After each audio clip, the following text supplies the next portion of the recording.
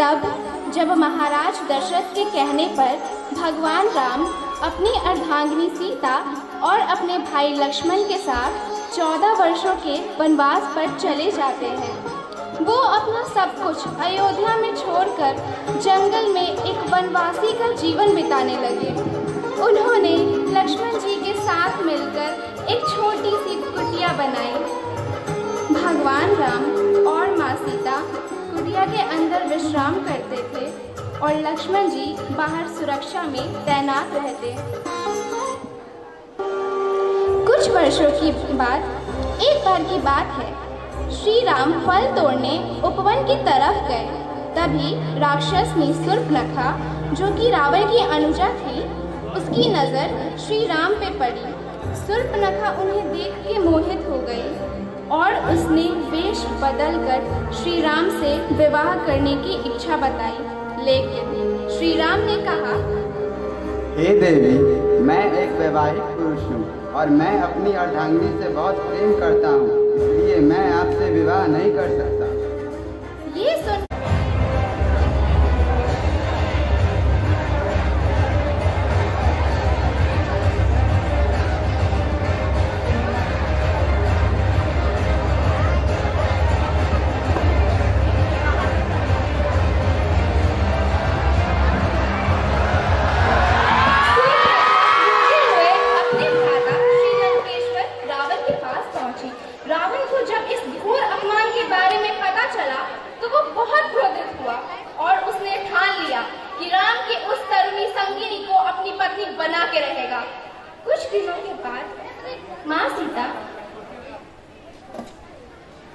माँ सीता जब उपवन में फूल तोड़ने गई, तब उन्होंने एक अलौकिक मृग को देखा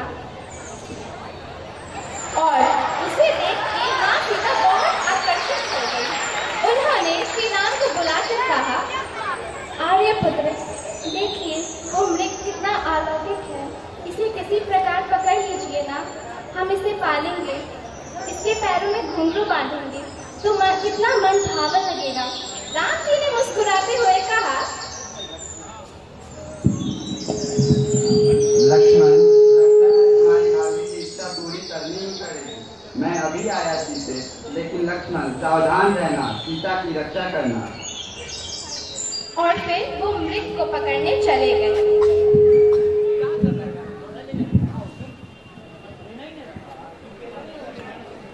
अचानक वन से श्री राम के चीखने की आवाज आई, जिसे सुनकर सीता माता विचलित हो गई।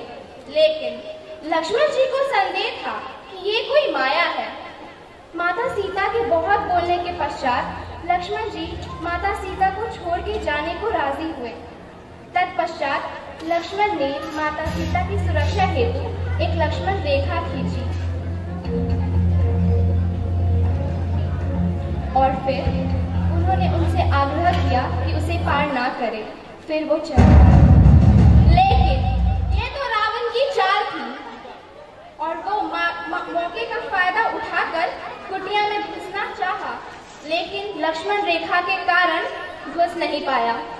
तब वो एक ऋषि के वेश में कुटिया के सामने प्रकट हुआ और कहा, भिक्षाम देहि, भिक्षाम देहि।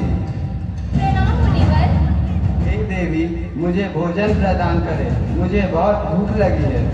हे मुनिवर, मैं अभी आई। ये लीजिए मुनिवर। देवी, ये भोजन मेरे आसन के पास लाकर परोसे। हे मुनिवर, मेरे पति इस वक्त यहाँ नहीं है, तो मैं इस रेखा को पार नहीं कर सकती। आप कृपा करके इसे स्वयं ले लीजिए। अपमान, घोर अपमान। देवी, तुमने मेरा अपमान किया है। अगर तुमने ये रेखा पार नहीं की तो मैं तुम्हारे पति को श्राप दे दूंगा। नहीं मुनिवर, ऐसा अनर्थ मत कीजिए। जैसे ही माँ सीता ने लक्ष्मण रेखा पार की, रावण अपने असली रूप में आया और कहा, मैं रावण हूँ, रावण हूँ मैं तुम्हें लंका ले जाऊंगा। ये तुम क्या कर रहे हो? मैं यहाँ अपनी बहन के अपमान का प्रतिशोध लेने आया हूँ। रावण ने जबरदस्ती माता सीता को अगवा कर दिया। यहाँ जब लक्ष्मण जी श्री राम के पास पहुंचे, तो उसे पता चला कि वो मृग तो एक राक्षस था और ये सब एक जाल था। वो दोनों तुरंत कुटिया की ओर भागे। लेकिन अब तो बहुत देर हो चुकी थी। अब दोनों भाई माता सीता को खोजने चल पड़े। सीते, भाभी, सीते, भाभी, सीते, भाभी। अब दोनों भाई, उन दोनों को माता सीता कहीं नहीं मिली।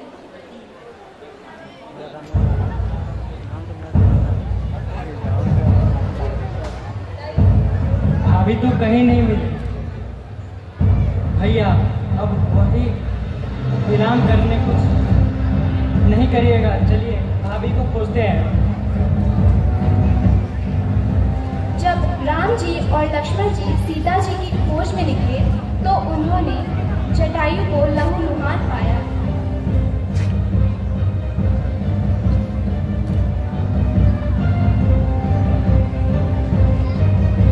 जटायु ने उन्हें बताया कि सीता माता को रावण ले गया है और कहा आप वानर राज सुग्रीव के पास जाइए, वो आपकी सहायता कर सकते हैं। उन्होंने फिर वही दम तोड़ दिया। उन दोनों ने उनका अंतिम संस्कार किया और फिर आगे बढ़ते चले गए। जटायु के कहे अनुसार वे दोनों भाई किष्किंधा की घाटियों में सुग्रीव को खोजने निकले थे। इसी बीच एक वानर उनके सामने आया। ये और कोई नहीं, स्वयं हनुमान थे। उन्होंने दोनों भाइयों से पूछा कि वो दोनों इस घाटी में क्यों आए हैं, जिसपे लक्ष्मण जी ने हनुमान को सारी कहानी बताई। हनुमान ने दोनों का नाम पूछा, जिसपे लक्ष्मण जी ने कहा कि ये मेरे बड़े भैया श्री राम हैं और मैं उनका अनुज लक्ष्मण हूँ। राम नाम सुनते ही हनुमान की आंखों में आंसू आ गए। उन्होंने श्री राम को और श्री राम ने उन्हें उठाकर अपने गले लगाया। फिर हनुमान ने श्री राम को सुग्रीव से मिलवाया। सुग्रीव ने सारी वानर सेना को मां सीता की खोज में भेज दिया। हनुमान जी ने माता सीता को खोज लिया था और अब श्री राम समेत पूरी वानर सेना लंका की ओर जा रही। इसी बीच की बात है, लंका में रावण मां सीता को अपनी रानी बनाना चाहता था। रावण को अपने करीब आता देख मां सीता ने रावण को चेतावनी दी और फिर एक तिनका उठाई और कही, अगर तुमने इस तिनके को पार किया तो तुम वही भस्म हो जाओगे, ये मेरा श्राप है। इसी कारण रावण चाहकर भी कभी मां सीता के निकट नहीं गया। युद्ध से पहले श्री राम ने शिव जी की आराधना की।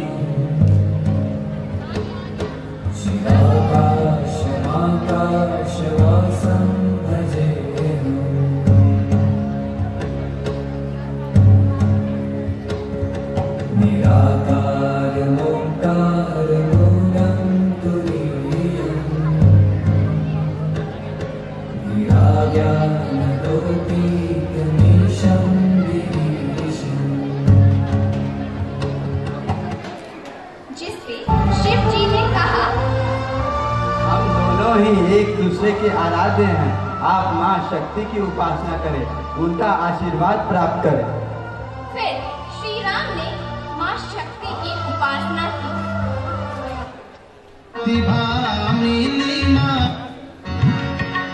पशुपति भामिनी माया, पशुपति भामिनी माया, सहज सुमति वर दिया, सहज सुमति दिया गोसाई अनुगति गति तू पाया अनुगति गति तू पाया जय जय भैरव असुर भयानी। और फिर माँ शक्ति ने उन्हें अस्त्र शस्त्र और आशीर्वाद दिया और अब वो युद्ध के लिए तैयार थे। अब वानर सेना और रावण के बीच युद्ध शुरू हुआ जो कि 14 दिनों तक चला।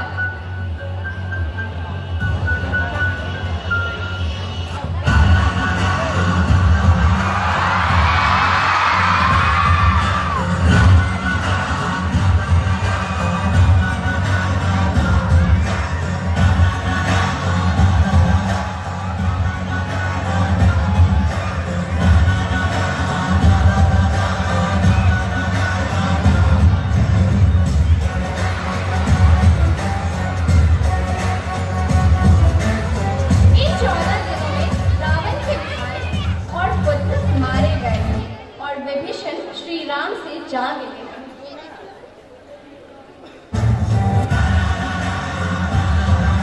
अब आखिरकार श्री राम और रावण के बीच भीषण युद्ध हुआ।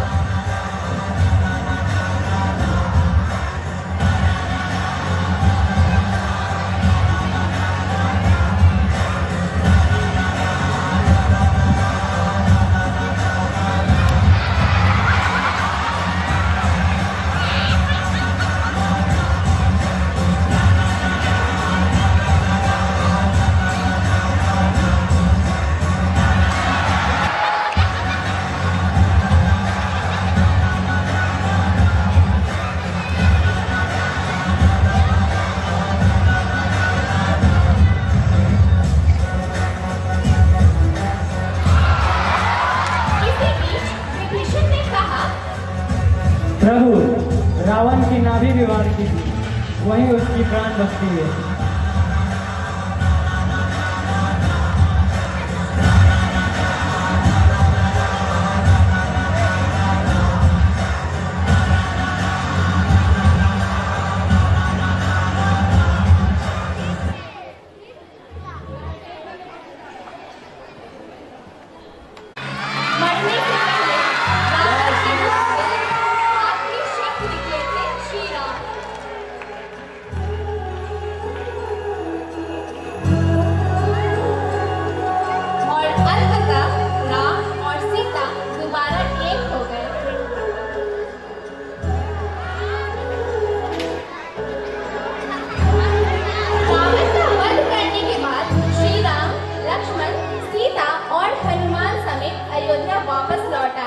और हम इसी दिन को दीपावली के रूप में मनाते हैं। मेरे प्यारे राम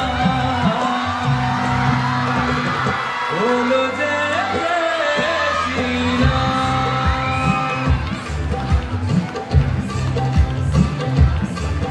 अयोध्या मेरे प्यारे राम बोलो जय जय श्री राम। हमारी आंखों के तारे हैं प्रभु राम बोलो जय जय श्री राम। श्री राम।